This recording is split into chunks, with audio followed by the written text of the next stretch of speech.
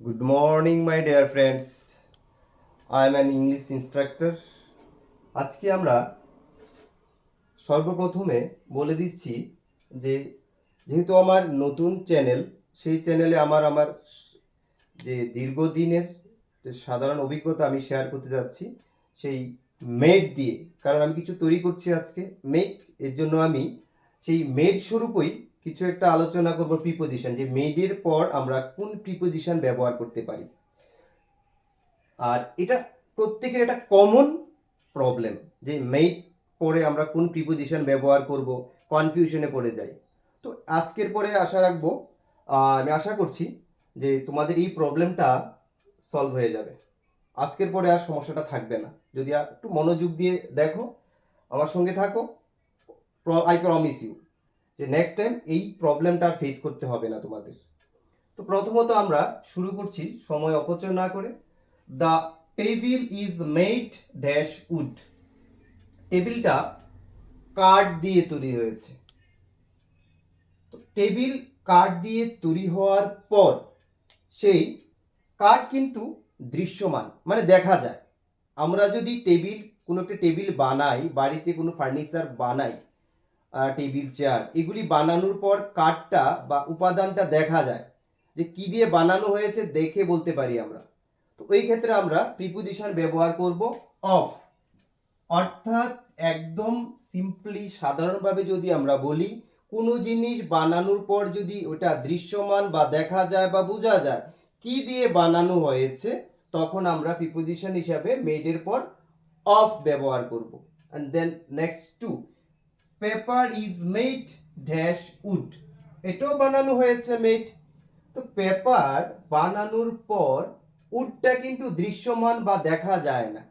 যে পেপার বানানোর যে উপাদান তা হলো কাঠ, ডেফিনেটলি এটা কাঠ, কিন্তু কাঠ কিন্তু দেখা যায় না। আমরা যে কাগজ কলম ব্যবহার করি, যে কাগজগুলি, সেই কাগজগুলি বানানোর পর যে কাঠ, এটা বোঝা যায় না, দেখা যায় না, আমরা বুঝতে পারি না সরাসরি যে এটা কাঠ দ্বারা বানানো হয়েছে।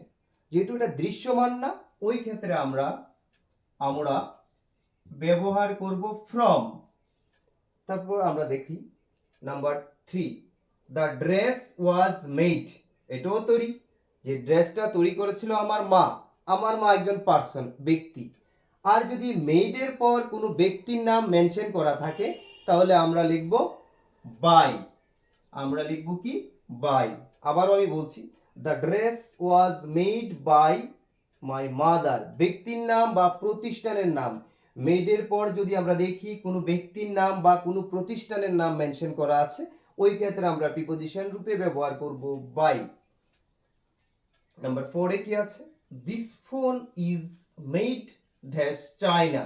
মেডের পর কি আছে? কান্ট্রির নাম আছে এই জায়গাতে, স্থান বা সাল, কান্ট্রি। মেডের পর যদি কোনো কান্ট্রির নাম থাকে, তখন ওই ক্ষেত্রে আমরা লিখব ইন। মেডের পর যদি কোনো কান্ট্রির নাম মেনশন করা থাকে, তখন ওই ক্ষেত্রে আমরা লিখব ইন।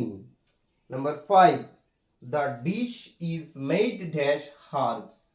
সেই যে ডিশটা, খাবারটা কি দিয়ে তৈরি হয়েছে? হার্বস দিয়ে, অর্থাৎ ভেষজ দিয়ে তৈরি হয়েছে।